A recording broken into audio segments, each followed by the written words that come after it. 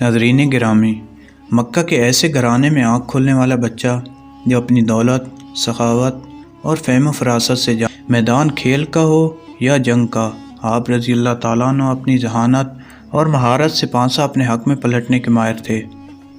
حضرت خالد بن ولید رضی اللہ تعالیٰ عنہ کا کشتی میں بھی کوئی ثانی نہ تھا۔ قبول اسلام سے پہلے حضرت خالد بن ولید رضی اللہ تعالیٰ عنہ اسلام کے سخت مخالف تھے۔ آپ رضی اللہ تعالیٰ عنہ اسلام اور مسلمانوں کو نقصان پہنچانے کی ہر ممکن کوشش کرتے اور میدان جنگ میں مسلمانوں کے خلاف پیش رہتے تھے۔ جنگ احد میں فتح یاب مسلمانوں کو شدید نقصان پہنچانے والے حضرت خالد بن ولید رضی اللہ تعالیٰ عنہ ہی تھے۔ ذہانت، حاضر دماغی، حالات کا تجزیہ کرنے اور جنگی حکمت عملی میں آپ رضی اللہ تعالیٰ عنہ کو کمال عبور حاصل تھا۔ اسی ذہانت، معاملہ فہمی، جنگی سوجھ بوجھ نے حضرت خالد بن ولید رضی اللہ تعالیٰ عنہ کو کچھ عرصے سے عجیب ذہنی کشمکش میں مبتلا کر رکھا تھا۔ حضرت خالد بن ولید رضی اللہ تعالیٰ عنہ کی سوچ کا محور ہر روز بڑھتی ہوئی اسلام کی طاقت تھی۔ حضرت خالد بن ولید رضی اللہ تعالیٰ عنہ سوچ رہے تھے کہ اب تک اسلام کے مخالفین نے مسلمانوں کو میدان جنگ میں کئی بار للکارا، مگر اپنی تمام ردی برتری اور بہتر جنگی ساز و سامان کے باوجود ہمیشہ ذلت اٹھائی۔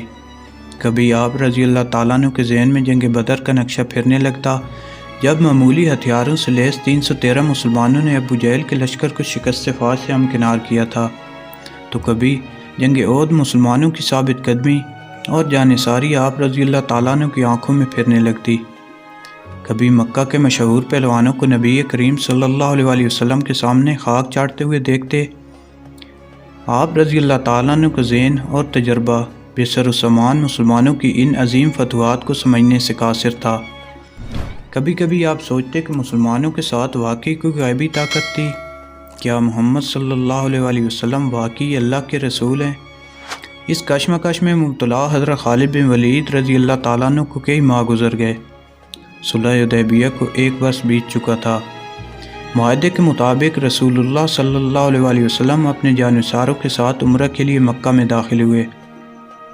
مکہ میں 3 دن گزارنے کے بعد حضور صلی اللہ علیہ وسلم نے حضرت خالد بن ولید رضی اللہ تعالیٰ عنہ کے قبول اسلام کی دعا فرمائی اور حضرت خالد بن ولید رضی اللہ تعالیٰ عنہ کے بھائی کو ارشاد فرمایا کہ خالد جیسے شخص اسلام سے دور نہیں رہ سکتا، جس پر آپ رضی اللہ تعالیٰ عنہ کے بھائی نے آپ کو ایک خط لکھا جس میں تحریر تھا کہ مجھے تعجب ہے کہ تم اسلام سے اس قدر نفرت کرتے ہو، حالانکہ تمہارے جیسا عقلمند آدمی کبھی اسلام سے دور نہیں رہ سکتا۔ میرے بھائی، گمراہی کے اندھیرے سے نکل کر حق کی روشنی میں چلے آؤ۔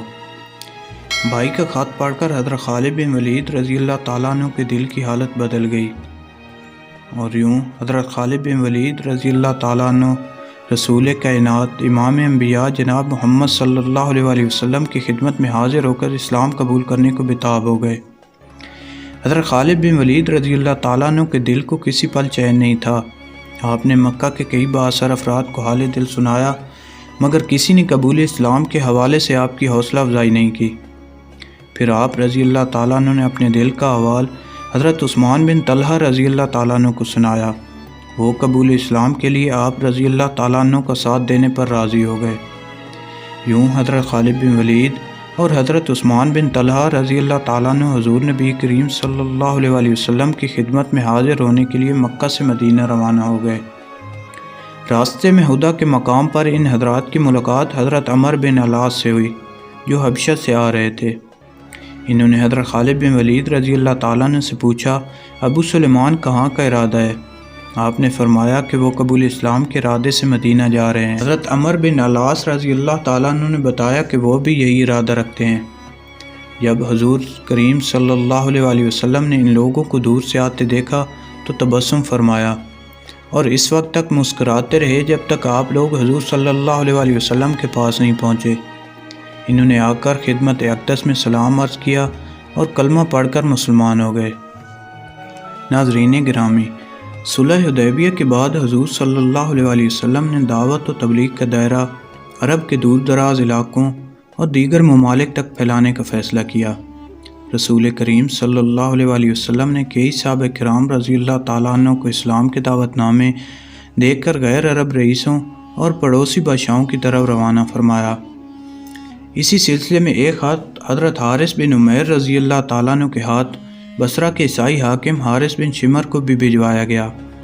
جب حضرت حارث رضی اللہ تعالیٰ عنہ کی شہادت کی خبر رسول اللہ صلی اللہ علیہ وسلم کو پہنچی تو آپ بے حد دکھی ہوئے۔ آپ نے حضرت زید بن حارث کو 3000 مجاہدین کے ساتھ حضرت حارث رضی اللہ تعالیٰ عنہ کے خون کا حساب لینے کے لیے موتا کی طرف روانہ فرمایا۔ لشکر روانہ فرماتے ہوئے آپ صلی اللہ علیہ وسلم نے فرمایا کہ اگر دشمن سے لڑتے ہوئے زید شہید ہو جائیں تو لشکر اسلام حضرت جعفر ابی طالب کی زیر قیادت لڑے، اگر حضرت جعفر بھی شہید ہو جائیں تو اسلامی فوج کی قیادت عبداللہ بن رواحہ سنبھال لیں، اور اگر وہ بھی شہید ہو جائیں تو مسلمان جسے چاہیں سالار لشکر چن لیں۔ شرجیل بن عمر کو جب اسلامی فوج کی اطلاع ملی تو اس نے زور و شور سے جنگی تیاریاں شروع کر دیں اور ساتھ ہی روم کے بادشاہ سے مدد بھی طلب کی، جو کہ اتفاق سے اسی علاقے میں موجود تھا۔ شہنشاہ روم نے 1,00,000 فوجی شرجیل کی مدد کے لیے بھیج دیے۔ اسلامی لشکر جب موتا کے مقام پر پہنچا تو اتنی بڑی فوج اور حالات کی سنگینی کو دیکھتے ہوئے بعض اصحاب نے تجویز پیش کی کہ اس صورتحال سے حضور صلی اللہ علیہ وسلم کو آگاہ کیا جائے، مگر اس موقع پر حضرت عبداللہ بن رواحہ رضی اللہ تعالیٰ عنہ نے مسلمانوں کو مخاطب کر کے کہا کہ لوگو، ہمیں دشمن کی تعداد کی کیا پرواہ، ہماری تو دلی خواہش ہے کہ اپنی دین کی خاطر اپنی جانیں قربان کر دیں۔ الغرض مسلمان بھوکے شیر کی طرح کفار پر ٹوٹ پڑے۔ آسمان حیران تھا اور دنیا کی عسکری تاریخ آج تک پریشان ہے۔ ایک طرف 3000 مسلمان اور دوسری طرف بہترین ساز و سامان سے لیس 1,00,000 سے زیادہ رومی اور عرب عیسائی فوجیوں کا جمع کثیر تھا۔ مسلمان سالار اپنی جانوں کا نذرانہ پیش کرتے یک کے بعد دیگرے شہادت کے عظیم مقام پر فائز ہو رہے تھے۔ عبداللہ بن رواحہ رضی اللہ تعالیٰ عنہ کی شہادت کے بعد مسلمانوں نے بنی مخزوم کے نامی گرامی بہادر اور فنون حرب و ضرب کے ماہر حضرت خالد بن ولید رضی اللہ تعالیٰ عنہ کو امیر لشکر چن لیا۔ دشمن جاہے پناہ ڈھونڈنے لگا۔ آپ کے غیظ و غضب، زور بازو اور حملے کی شدت کا اندازہ اس بات سے بھی لگایا جا سکتا ہے کہ آپ رضی اللہ تعالیٰ عنہ نے اس روز لڑتے لڑتے دشمن پر 9 تلواریں توڑ دیں۔ اگلے روز حضرت خالد بن ولید رضی اللہ تعالیٰ عنہ نے ایک حیرت انگیز جنگی چال چلی۔ ایک روز پہلے جو جنگی مجاہدین اگلی صفوں میں لڑ رہے تھے انہیں پیچھے لے گئے۔ اس سے ایک فائدہ یہ ہوا کہ مجاہدین نے تازہ دم ہو کر دشمن پر زوردار حملہ کیا۔ دوسرا، نئے چہرے، ان کا جوش اور ولولہ دیکھ کر دشمن سمجھا کہ مسلمانوں کو تازہ دم فوجی دستوں کی مدد پہنچ گئی ہے۔ یہ سوچ کر رومیوں اور عیسائیوں کے چھکے چھوٹ گئے۔ اسی دوران قطبہ بن قتادہ رضی اللہ تعالیٰ عنہ دشمن کے قلب میں گھس کر دشمن فوج کے سپہ سالار کو مار گرایا، جس سے دشمن کا رہا سہا حوصلہ بھی جاتا رہا اور وہ گھبرا کر پسپا ہو گئے۔ ناظرین، ادھر موتا کے مقام پر تاریخ کی حیرت انگیز جنگ جاری تھی، ادھر مدینہ منورہ میں رسول اللہ صلی اللہ علیہ وسلم چند صحابہ کرام کے ساتھ مسجد میں تشریف فرما تھے۔ اللہ رب العزت نے جنگ کا نقشہ آپ کی آنکھوں کے سامنے کر دیا، جسے دیکھ کر آپ کی آنکھوں میں سے آنسو رواں تھے اور آپ میدان جنگ کا آنکھوں دیکھا حال بیان فرما رہے تھے۔ اس کے بعد آپ صلی اللہ علیہ وسلم نے اپنے ہاتھ دعا کے لیے اٹھا دیے اور اللہ کے حضور یوں دعا گو ہوئے، اے اللہ، خالد میری تلوار ہے اور اسے ہمیشہ فاتح رکھنا۔ ناظرین، یہی وہ مارکہ حق و باطل تھا جس میں خالد بن ولید رضی اللہ تعالیٰ عنہ نے بے مثال شجاعت، حیران کن جنگی حکمت عملی اور قیامت خیز تلوار بازی کے باعث رسول خدا صلی اللہ علیہ وسلم سے سیف اللہ کا لقب پایا۔